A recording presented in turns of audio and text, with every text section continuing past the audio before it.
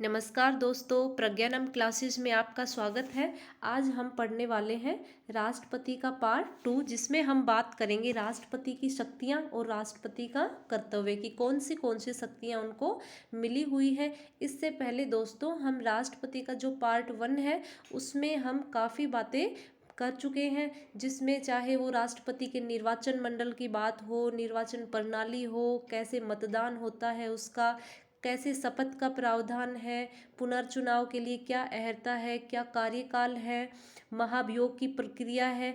ये सारी बातें हम राष्ट्रपति के पार्ट 1 में पढ़ चुके हैं। अब हम इसकी शक्तियों से संबंधित जो बातें हैं वो इसमें देखेंगे कि भाई राष्ट्रपति की जो शक्तियां हैं वो क्या क्या हैं। देखिए, इसको जो शक्तियां हैं वो काफ़ी विस्तृत शक्तियां राष्ट्रपति को मिली हुई हैं। कार्यकारी शक्तियां हैं, कुछ आपातकालीन शक्तियां हैं, विधायी शक्तियां हैं, सैन्य शक्तियां हैं, वित्तीय शक्ति, काफ़ी शक्तियां राष्ट्रपति को मिली हुई हैं। तो जिसमें हम सबसे पहले बात करने हैं राष्ट्रपति की कार्यकारी शक्तियों के बारे में। देखिए, सभी शासन संबंधी कार्य हैं वो राष्ट्रपति के नाम पे ही किए जाते हैं। वह नियम बना सकता है। जैसे नियम कानून कैसे बना सकता है, हमारे दोनों सदन जब उस पे हस्ताक्षर कर देते हैं विधेयक पे, तो उसके बाद राष्ट्रपति के जो हस्ताक्षर हैं वो होते हैं उस पे। वह नियुक्ति करता है। देखिए, राष्ट्रपति बहुत सारे लोगों की नियुक्ति करता है। प्रधानमंत्री की नियुक्ति करता है, प्रधानमंत्री की सलाह पर अन्य मंत्रियों की नियुक्ति करता है, महान्यायवादी की, महानियंत्रक लेखा परीक्षक की, चुनाव आयुक्त की व अन्य चुनाव आयुक्त की, संघ लोक सेवा आयोग के अध्यक्ष व सदस्यों की, राज्यपालों की, वित्त आयोग के अध्यक्ष व सदस्यों की। तो देखिए, राज्य जो हमारे राष्ट्रपति हैं वो नियुक्ति करते हैं, और कितनी नियुक्ति करते हैं, बहुत सारे लोगों की नियुक्ति करते हैं। ठीक है, तो हमें याद रखना है कि राष्ट्रपति है वो किस किस की नियुक्ति करते हैं। प्रधानमंत्री से सूचना मांग सकते हैं जो हमारे प्रशासनिक और विधायी कार्यों के बारे में। क्या राष्ट्रपति के पास ये अधिकार है? तो हम बोलेंगे कि हाँ, जो राष्ट्रपति है वो प्रधानमंत्री से सूचना मांग सकते हैं। ठीक है, राष्ट्रपति है वो और क्या कर सकते हैं कार्यकारी शक्तियों के अंदर। राष्ट्रपति है वो SC ST पिछड़े वर्गों के लिए आयोग भी बना सकते हैं। ठीक है, किसी राज्य को यदि किसी क्षेत्र को अनुसूचित क्षेत्र घोषित करना हो तो राष्ट्रपति उस क्षेत्र को अनुसूचित क्षेत्र घोषित कर सकता है। केंद्र राज्यों व राज्यों के सहयोग के लिए अंतर्राज्य परिषद की नियुक्ति भी कर सकता है राष्ट्रपति। और केंद्रीय प्रदेशों का जो शासन होता है वो किस पर, उसका राष्ट्रपति पर ही नियंत्रण होता है, और उसी के नियंत्रण के माध्यम से उस पर शासन किया जाता है। तो यहाँ पे हमने देखा है कि राष्ट्रपति की कार्यकारी शक्तियाँ हैं वो कौन सी हैं। देखिए, सभी कार्य हैं वो राष्ट्रपति के नाम से होता है। काफ़ी नियुक्तियाँ करते हैं राष्ट्रपति, चाहे वो महान्यायवादी की हो या महानियंत्रक लेखा परीक्षक की हो, चुनाव आयुक्त की हो, संघ लोक सेवा आयोग के जो अध्यक्ष हैं, सदस्य हैं, उनकी है, चाहे प्रधानमंत्री से सूचना मांग सकते हैं, पिछड़े वर्ग और SC ST के लिए आयोग बना सकते हैं, अंतर्राज्य परिषद की स्थापना कर सकते हैं। केंद्रीय जो प्रदेशों का जो शासन है उस पर भी राष्ट्रपति का ही नियंत्रण है। ये जो हमारी शक्तियां हैं ये किससे रिलेटेड है? कार्यकारी शक्तियों से रिलेटेड है। अब ये पूछा जा सकता है, जैसे आपको ऑप्शन दिया, ठीक है, उसमें आपको विधायी शक्तियाँ भी मिलाई है, कार्यकारी शक्तियाँ भी, सब आपको मिक्सअप कर दिया और पूछे कि भाई ये कौन सी राष्ट्रपति की कौन सी शक्तियाँ हैं, तो आपको ये याद रखना है कि ये राष्ट्रपति की कार्यकारी शक्तियाँ हैं। अब हम बात करेंगे राष्ट्रपति की विधायी शक्तियाँ। देखिए, राष्ट्रपति की विधायी शक्तियाँ वो होती हैं जो जिससे में राष्ट्रपति विधि संबंधी, जैसे विधायी शक्तियाँ क्या होती है कि विधि बनाना, है ना। विधायी शक्तियाँ जैसे संसद का अधिवेशन बुलाना, जब भी हम संसद का हमारा सत्र शुरू होता है तो वो राष्ट्रपति के अभिभाषण से ही होता है। तो संसद का सत्र बुलाना, अधिवेशन बुलाना, या फिर सत्रावसान करना, सत्र को समाप्त करना, उसका उद्घाटन और संबोधन भी कौन करते हैं? राष्ट्रपति करते हैं। लोकसभा में 2 एंग्लो इंडियन, आपको पता है लोकसभा में हमारे 2 एंग्लो इंडियन को राष्ट्रपति क्या करते थे? मनोनीत करते थे, लेकिन अब उसको समाप्त कर दिया गया है। 543 सदस्य लोकसभा में हमारे चुन के आते थे, और 2 सदस्य हमारे क्या होते थे?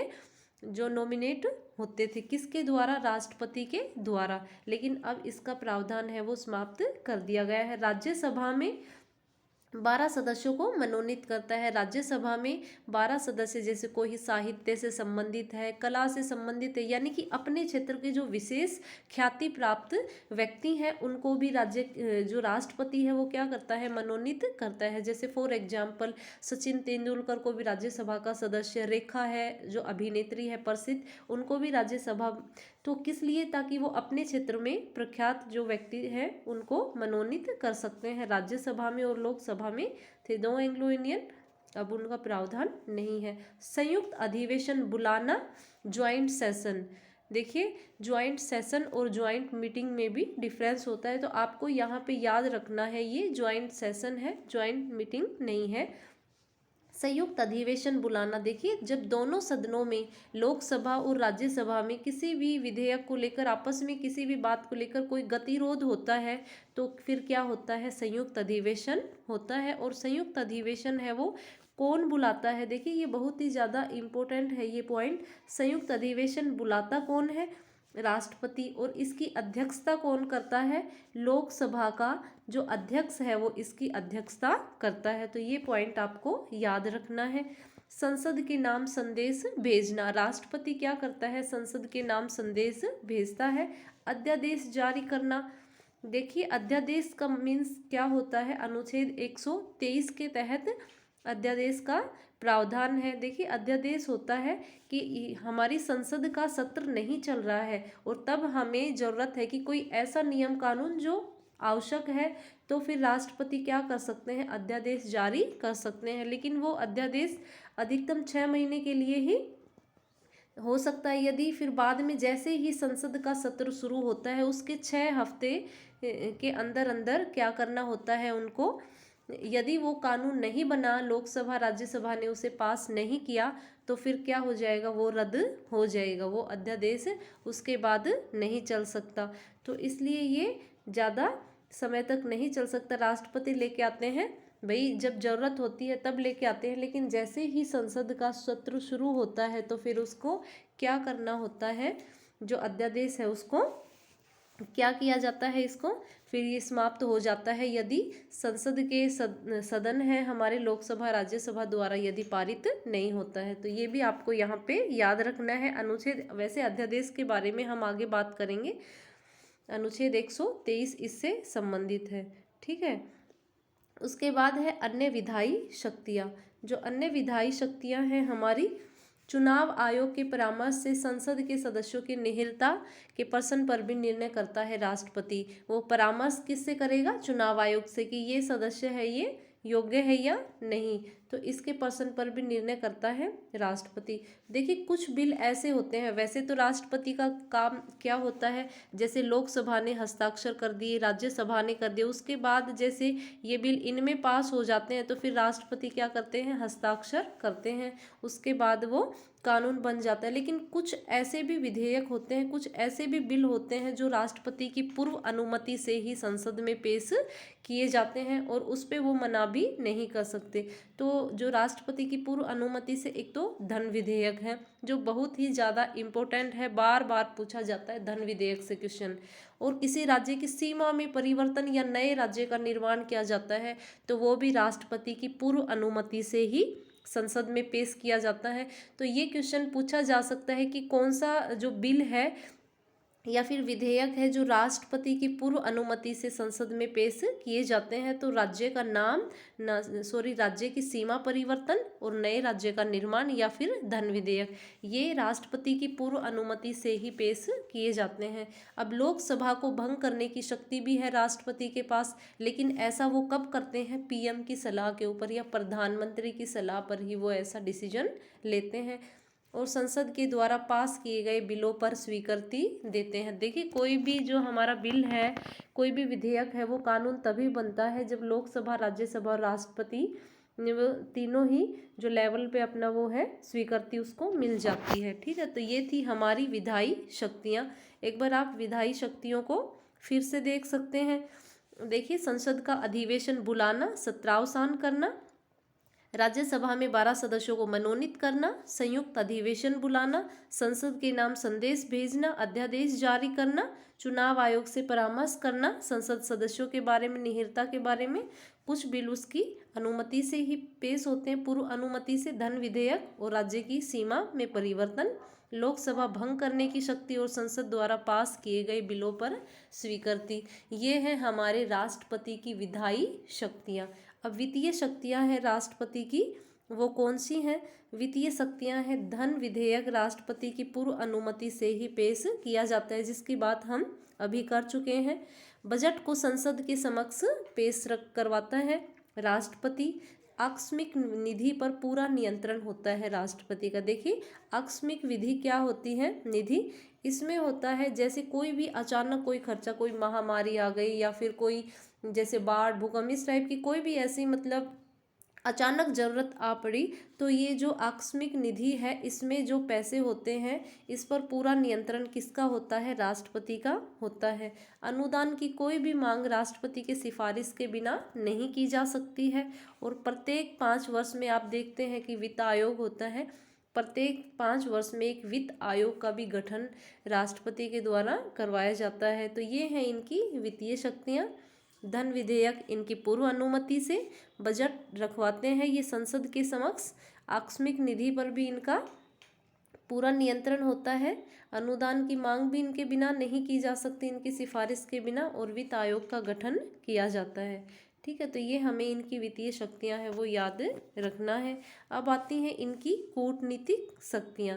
देखिए जो भी हमारे देश के अंतर्राष्ट्रीय संधियां हैं, समझौते हैं, सब किसके नाम पर होते हैं? राष्ट्रपति के नाम पर किए जाते हैं। जैसे हर एक देश में राजदूत या कूटनीतिक प्रतिनिधि, वाणिज्यिक दूतों की नियुक्तियां भी कौन करता है? राष्ट्रपति के द्वारा की जाती हैं। और जो भी हमारे देश में संधियां या समझौते होंगे सब राष्ट्रपति के नाम पर होते हैं। तो ये इनकी कूटनीतिक शक्तियां हैं। सैन्य शक्तियाँ, जो भी हमारी सैन्य शक्तियाँ हैं, सैन्य बलों का सर्वोच्च सेनापति, ये क्वेश्चन भी बार बार पूछा जाता है एग्जाम में कि सैन्य बलों का सर्वोच्च सेनापति, चाहे वो हमारी जल सेना हो, थल सेना हो, वायु सेना, तीनों ही सेनाओं का सर्वोच्च सेनापति किसको माना जाता है? राष्ट्रपति को माना जाता है। युद्ध व इसकी समाप्ति की घोषणा भी राष्ट्रपति के नाम से ही की जाती है। किसी अन्य देश के साथ जैसे युद्ध हो रहा है तो या फिर उसकी समाप्ति की घोषणा भी राष्ट्रपति के नाम पे ही की जाती है। ठीक है, अब आती है राष्ट्रपति की वीटो शक्ति। राष्ट्रपति की जो वीटो शक्ति है वो अनुच्छेद 111 के तहत इनका प्रावधान है। देखिए वीटो शक्ति, देखिए वैसे तो राष्ट्रपति क्या करते हैं? बिल पे हस्ताक्षर करते हैं, तब वो हमारा बिल है वो कानून बनता है। तो इसमें इनके पास 3 विकल्प होते हैं। इनकी जैसे वीटो शक्ति का प्रावधान है अनुच्छेद 111 के तहत, तो संसद में पारित, जैसे मान लीजिए लोकसभा ने और राज्यसभा ने विधेयक को पारित कर दिया है, तो इनके पास 3 विकल्प हो सकता है। या तो वो उसको स्वीकृति दे सकता है, स्वीकृति दे देते हैं तो वो बिल कानून बन जाता है, या फिर स्वीकृति सुरक्षित रख सकता है, या फिर पुनर्विचार के लिए लौटा सकता है। तो अनुच्छेद 11 के तहत इनके पास 3 विकल्प होता है। स्वीकृति दे सकता है, स्वीकृति सुरक्षित रख सकता है, और पुनर्विचार के लिए लौटा सकता है। अब देखिए हम एक एक करके इनकी वीटो पढ़ते हैं। सबसे पहले हम बात करते हैं आंतरिक या पूर्ण वीटो। ठीक है, ये जो पूर्ण वीटो या फिर इसको अब्सोल्यूट वीटो भी बोला जाता है। देखिए अब्सोल्यूट वीटो का मतलब होता है पारित विधेयक को अनुमति न देना, क्योंकि पूरी तरीके से पूर्ण वीटो, पूरी तरीके से वीटो करना, पारित विधेयक को अनुमति ही नहीं दी है। जैसे फॉर एग्जाम्पल इसका प्रयोग, जो पूर्ण वीटो का प्रयोग है वो राजेंद्र प्रसाद, जो हमारे राष्ट्रपति, पहले राष्ट्रपति थे, उन्होंने किया था 1954 में। पेप्सो विनियोग विधेयक पर अपना निर्णय रोककर उन्होंने रखा था। तो ये क्वेश्चन भी पूछा गया है कि किसने, जो पेप्सो विधेयक है वो किसने? राजेंद्र प्रसाद ने, जो इससे संबंधित है। और ये किस वीटो से? तो अब्सोल्यूट वीटो से संबंधित है। दूसरा हमारा है निलंबनकारी वीटो या जिसको सस्पेंशन वीटो भी बोलते हैं। निलंबनकारी वीटो का अर्थ क्या है कि किसी विधेयक को कुछ समय के लिए रोक कर रखना और इसका प्रयोग राष्ट्रपति विधेयक को पुनर्विचार के लिए भेज सकता है। देखिए राष्ट्रपति क्या कर सकता है, यदि उसको किसी विधेयक में कुछ कमी लगती है तो वो क्या कर सकता है, पुनर्विचार के लिए भेज सकता है। लेकिन यदि फिर संसद यदि पुनर्विचार करके दोबारा से राष्ट्रपति के पास उस विधेयक को भेजती है तो फिर दोबारा से उनको हस्ताक्षर करना ही होता है। तो निलंबनकारी सस्पेंशन इसमें मना नहीं कर रहे हैं, वो थोड़ा सा सस्पेंड कर रहे हैं, पुनर्विचार के लिए भेज रहे हैं उसको। ये था सेकंड निलंबनकारी वीटो। तीसरा आता है जेबी वीटो या पॉकेट वीटो। देखिए इसमें क्या प्रावधान है, पहले वाले में तो क्या करते हैं, राष्ट्रपति विधेयक को अनुमति देने से मना कर देते हैं, दूसरे में इसको सिर्फ रोक कर रखते हैं, पुनर्विचार के लिए भेजते हैं। और जो जेबी वीटो है उसमें क्या होता है, राष्ट्रपति न तो पुनर्विचार के लिए भेजते हैं, न ही राष्ट्रपति सहमति देते हैं और न ही सहमति देने से इनकार करते हैं। वो सहमति देते भी नहीं है, इनकार भी नहीं करते हैं और पुनर्विचार के लिए भी नहीं भेजते हैं। इस स्थिति में विधेयक जेब में पड़ा रह जाता है। ऐसी स्थिति में वो विधेयक क्या होता है, राष्ट्रपति की जेब में पड़ा रहता है और इसीलिए इसको नाम दिया गया है जेबी वीटो। इस वीटो का प्रयोग कब किया गया, जैसे हमने पूर्ण वीटो की तो बात की थी, उसका तो राजेंद्र प्रसाद ने किया था जो पेप्सू विधेयक है उसके ऊपर, और इसमें 1986 में जो डाक विधेयक था उसमें ज्ञानी जैल सिंह ने इसका प्रयोग किया है। किस वीटो का प्रयोग किया है, तो ज्ञानी जैल सिंह ने तो जेबी वीटो का प्रयोग किया है, ठीक है। लेकिन अमेरिका में तो जैसे हमारे यहाँ पे तो इसकी कोई समय सीमा तय नहीं है, काफ़ी समय तक इसको टाइम निकाल दिया जाता है, जबकि अमेरिका में इसकी 10 दिन की अवधि निर्धारित की गई है, ठीक है। लेकिन जो ये वीटो है, संविधान संशोधन विधेयक पर वीटो नहीं किया जा सकता, ठीक है। राष्ट्रपति संविधान संशोधन जो विधेयक होता है उस पर वीटो नहीं कर सकता, और इसका प्रावधान कब किया गया है, 24वां संविधान संशोधन 1971 में ये प्रावधान किया गया है। और देखिए ये अनुच्छेद 200 है, ये भी किससे संबंधित है कि राज्यपाल किसी विधेयक को अपने पास सुरक्षित रख सकता है, किसके लिए, राष्ट्रपति की सहमति लेने के लिए। तो इसमें अनुच्छेद 4 के तहत भी 4 प्रकार के, अनुच्छेद 200 के तहत 4 प्रकार के विकल्प होते हैं। अनुमति दे सकता है, स्वीकृति सुरक्षित रख सकता है, पुनर्विचार के लिए लौटा सकता है और राष्ट्रपति के लिए आरक्षित रख सकता है। तो इसके तहत भी उनके पास 4 विकल्प होते हैं, ठीक है। तो अनुच्छेद 200 को भी आपको याद रखना है। अब आते हैं आगे, अध्यादेश की शक्ति। अनुच्छेद 123 है वो अध्यादेश की शक्ति है, ठीक है। अनुच्छेद 123 है वो अध्यादेश से संबंधित है।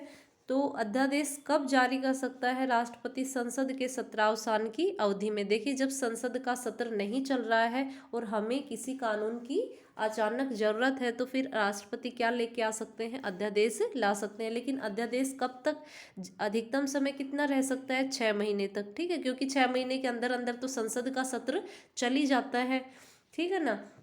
संसद अधिवेशन शुरू होने के 6 सप्ताह के अंदर ही स्वीकृति मिलनी चाहिए। ये जो अध्यादेश लेके आए हैं इसको, तब तो कानून रहता है कि, अन्यथा ये रद्द हो जाता है। तो कितने महीने तक, 6 महीने तक। ये क्वेश्चन भी बार बार पूछा जाता है कि 6 सप्ताह के अंदर ही, जैसे ही संसद का अधिवेशन शुरू होता है तो फिर 6 सप्ताह के अंदर ही इसको स्वीकृति मिल जानी चाहिए, नहीं तो ये फिर रद्द हो जाएगा। और इससे संबंधित 3 संविधान संशोधन है, केस है, ये इम्पोर्टेंट है। 38वां संशोधन में बात की गई कि भाई राष्ट्रपति की संतुष्टि है, न्यायालय में चुनौती नहीं। तो राष्ट्रपति की संतुष्टि क्या है कि भाई राष्ट्रपति इस बात से संतुष्ट है कि हमें इस कानून की ज़रूरत है, अभी ज़रूरत है, तो इन्होंने कहा कि इसको चुनौती नहीं दी जा सकती। 44वां संविधान संशोधन है, उसमें बात की गई थी कि भाई राष्ट्रपति की जो संतुष्टि है उसको चुनौती दी जा सकती है। और कपूर केस 1970 में भी सर्वोच्च न्यायालय ने कहा था कि राष्ट्रपति की संतुष्टि पर असद्भाव के आधार पर प्रश्न चिन्ह लगाया जा सकता है, तो उसको भी चुनौती दी जा सकती है। ऐसा ही नहीं है कि राष्ट्रपति ने कहा कि भाई मैं संतुष्ट हूँ तो फिर उसको चुनौती नहीं दी जा सकती, बल्कि इसको चुनौती दी जा सकती है। अब 38वां संशोधन है, उसमें बात की गई थी कि नहीं दी जा सकती। इन दोनों में कहा है कि इस पर प्रश्न चिन्ह लगाया जा सकता है, ठीक है। और आगे ये भी प्रावधान किया कि अध्यादेश ऐसे नहीं है कि राष्ट्रपति किसी भी मुद्दे पर अध्यादेश ला सकते हैं, नहीं, बल्कि राष्ट्रपति केवल उन्हीं मुद्दों पर अध्यादेश लाएंगे जिनको कानून, संसद को जिस पे कानून बनाने की शक्ति है। ठीक है। और जो संसद की जो संवैधानिक सीमाएं हैं वही राष्ट्रपति अध्यादेश लेके आएंगे, उनकी भी संवैधानिक सीमाएं होंगी। तो ये दोनों ही बातें हमें अध्यादेश से संबंधित याद रखना है कि राष्ट्रपति उन्हीं मुद्दों पर अध्यादेश ला सकते हैं जिस पे संसद कानून बना सकती है, और वही संवैधानिक सीमाएं होंगी उसकी भी जो संसद की हैं। तो ये भी हमें अध्यादेश से संबंधित 2-3 बातें हैं। 6 महीने 6 सप्ताह, ठीक है, तब सत्रावसान की अवधि है। तब आगे बढ़ते हैं, बात करते हैं राष्ट्रपति के नाम याद करने की ट्रिक। देखिए, जब यूजीसी नेट के जो एग्ज़ाम होते हैं या फिर पीजी के एग्ज़ाम कहें, असिस्टेंट, उसमें ये जो राष्ट्रपति को, इसमें यूजीसी नेट में तो काफ़ी बार आया हुआ है कि भाई जो राष्ट्रपति हैं उनके जो टाइम पीरियड है उनसे रिलेटेड एक को इधर उधर कर देते हैं। तो इससे रिलेटेड आपको ये ट्रिक है, ये हम बताएंगे कि राजा गिफ, आपको ये याद रखना है कि राजा गिफ नीलम ज्ञानी रमन शंकर नारायण, ठीक है, प्रतिभा पाटिल पहली महिला राष्ट्रपति थी, प्रणब मुखर्जी। तो देखिए, सबसे पहले राष्ट्रपति है उनको सबको पता है उनके बारे में, ठीक है। राजेंद्र प्रसाद हैं पहले हमारे राष्ट्रपति, 1952 से 57 तक उनका पहला कार्यकाल है, और केटी शाह इनके प्रमुख प्रतिद्वंदी थे। ठीक है, ये क्वेश्चन आया हुआ है, हरियाणा स्टेट में पूछा गया था कि राजेंद्र प्रसाद का जो प्रथम जो प्रतिद्वंदी था वो कौन था, तो केटी शाह, इसलिए हमने इसको यहाँ पे नोट किया है। दूसरा कार्यकाल इनका रहता है 1957 से 62। तो देखिए 1952 से 62 तक 10 वर्ष का इनका कार्यकाल था। ये तो हर एक स्टूडेंट को पता है कि पहले हमारे राष्ट्रपति हैं वो राजेंद्र प्रसाद है, इसलिए ये ट्रिक में इनका नाम शामिल नहीं है। जो ये राजा की जो ट्रिक है इसमें शामिल है राधा कृष्णन। ठीक है, तो पहले तो आप 1-2 बार मेरे साथ इसको रिवाइज करेंगे ताकि अभी आपको ये याद हो जाए। राजा गिफ्ट, राजा ने क्या किया, गिफ्ट दिया। राजा गिफ्ट किसका, नीलम का। देखिए किसको दिया, ज्ञानी को, क्योंकि ज्ञानी व्यक्ति को ही तो राजा गिफ्ट देते थे, है ना। तो राजा गिफ्ट नीलम ज्ञानी, नीलम होता है आपको पता है बहुत ज़्यादा महंगा एक तरीके से आभूषण में हम उसका यूज़ करते हैं, है ना। तो राजा गिफ्ट, राजा ने गिफ्ट दिया किसका, नीलम ज्ञानी। फिर रमन शंकर नारायण, ये तीनों ही नाम भगवान से रिलेटेड हैं। राजा गिफ्ट, नीलम ज्ञानी, रमन शंकर नारायण। एपीजे अब्दुल कलाम, ये तो किसी, इनका व्यक्तित्व ऐसा है कि ये किसी पहचान के मोहताज नहीं है। प्रतिभा पाटिल को अलग से हम एपीजे अब्दुल कलाम के बाद याद रख सकते हैं क्योंकि ये हमारी पहली महिला राष्ट्रपति रही हैं। प्रणब मुखर्जी, और उसके बाद अब हाल फिलहाल में रामनाथ कोविंद। तो राजा गिफ्ट, नीलम ज्ञानी, रमन शंकर नारायण, एपीजे अब्दुल कलाम, प्रतिभा पाटिल और प्रणब मुखर्जी। तो ये पाटिल और प्रणब तो पीपी से हैं, लास्ट में याद हो जाएंगे। एपीजे अब्दुल कलाम इसको बताने की जरूरत नहीं है क्योंकि प्रतिभा पाटिल पहली महिला राष्ट्रपति है, इससे पहले है वो कलाम है। ठीक है, तो राजा गिफ्ट, नीलम ज्ञानी, रमन शंकर नारायण, एपीजे अब्दुल कलाम, प्रतिभा पाटिल और प्रणब मुखर्जी। जो फिलहाल है रामनाथ कोविंद, उनको भी सभी जानते हैं। और कार्यकाल तो आप लोगों को याद करने की जरूरत ही नहीं है क्योंकि सबने अपना कार्यकाल पूरा किया है, सिर्फ 2 को छोड़ के। राजा गिफ्ट, राजा जा से जाकिर हुसैन है, राजा से राधा कृष्णन है, ठीक है, उन्होंने भी पूरा किया है। एक तो जाकिर हुसैन, ये भी देखिए मुस्लिम नाम है, इसको भी आप आसानी से ऐसे याद रख सकते हैं। इन्होंने भी 2 साल का टाइम पीरियड। और फखरुद्दीन अली अहमद, जिन्होंने इमरजेंसी लगाई थी, है ना, इंदिरा गांधी ने जिसको बोल के लगवाई थी, फखरुद्दीन अली अहमद, इनका कार्यकाल भी 3 वर्ष रहा है। और बाकी आप सबको याद रख सकते हैं, सब ने अपना जो 5 साल का टाइम पीरियड है वो पूरा किया है। तो ऐसे आप इन 2 को छोड़ के जब याद करेंगे तो सारा आपका टाइम पीरियड 1952 से लेकर अब तक सही रहेगा। तो टाइम पीरियड तो आपको याद करने की ज़रूरत ही नहीं है। एक आप इसको याद रख सकते हैं कि निर्विरोध कौन हुए थे, जो संजीव रेड्डी हैं, नीलम संजीव रेड्डी हैं ये, और ज्ञानी जैल सिंह है इनके बाद। ठीक है, तो ये आपको रा से राधा कृष्णन, जा से जाकिर हुसैन, गी से जो वीवी गिरी हैं गिरी, एफ से फखरुद्दीन अली अहमद है, और नीलम नीलम संजीव रेड्डी, ज्ञानी ज्ञानी जैल सिंह, रमन शंकर नारायण जो वेंकट रमन है, ठीक है। उसके बाद है शंकर दयाल शर्मा, नारायण से KR नारायण, कलाम APJ अब्दुल कलाम, प्रतिभा पाटिल और प्रणव मुखर्जी। तो इस तरीके से ये हमने 100 टिक इनकी बनाई हुई है। रा से आपको राधा कृष्णन, जा से जाकिर हुसैन, गी से VV गिरी है, F से फखरुद्दीन है, नीलम संजीव रेड्डी, ज्ञानी जैल सिंह, रमन शंकर, नारायण, वेंकट रमन, शंकर दयाल शर्मा, KR नारायण, जो APJ अब्दुल कलाम, प्रतिभा पाटिल और प्रणव मुखर्जी। तो आप एक बार ही जैसे इसको 1-2 बार रिवाइज करेंगे, राजा, गिफ, नीलम, ज्ञानी, रमन शंकर, नारायण और कलाम, और फिर ये 2-3 नाम आपको अलग से याद रखने हैं। सबका कार्यकाल भी ठीक है 2 का छोड़ के, और इन दोनों को भी फिर आप याद रख सकते हो क्योंकि इनके नाम अलग हैं। तो ऐसे हम राष्ट्रपति का जो ये कार्यकाल है इससे संबंधित हमारे क्वेश्चन आते हैं। 2017 में आपको पता है रामनाथ कोविंद है वो हमारे राष्ट्रपति बनते हैं और अब तक उनका कार्यकाल ही चल रहा है। आपको यदि हमारा वीडियो है वो पसंद आता है और यदि आपको अपना पूरा कंप्लीट कोर्स करना है RPSC फर्स्ट ग्रेड से रिलेटेड या फिर UGC नेट से रिलेटेड, तो आप चैनल को सब्सक्राइब कर सकते हैं, लाइक कर सकते हैं, शेयर कर सकते हैं, ताकि आप इसका ज़्यादा से ज़्यादा मैक्सिमम फ़ायदा उठा सकें। ठीक है।